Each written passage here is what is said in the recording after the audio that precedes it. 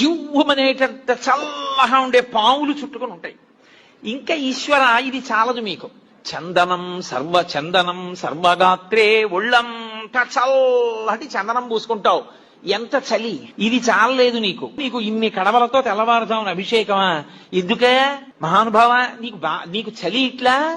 శీతం ప్రభూతం అంటే చాలా ఎక్కువ, విపరీతమైన చలి కదూ. మరి కనక సభానాథ, ఓ చిదంబరేశ్వరుడా, ఓ శివ, సోఢుంక శక్తి, ఎలా భరిస్తావు? అర్థమైందయా? ఎప్పుడు కోరికలతో ఏడుస్తూ అలమటించిపోతూ ఎప్పుడు దుఃఖంతో ఉండి వేడిగా ఉండే నా హృదయంలో ఉన్న నీకు ఇంత చల్లటివన్నీ పెట్టినా తాపం పోవట్లేదన్నాడు. అందుకని శివా నీకు ఆర్ద్రాభిషేకం అన్నారు. సమస్త తాపోపశాంతి దేని వలన కలుగుతుందంటే ఆర్ద్రాభిషేకము చేత కలుగుతుంది. చివ్వమనేటంత చల్లగా ఉండే పావులు చుట్టుకొని ఉంటాయి.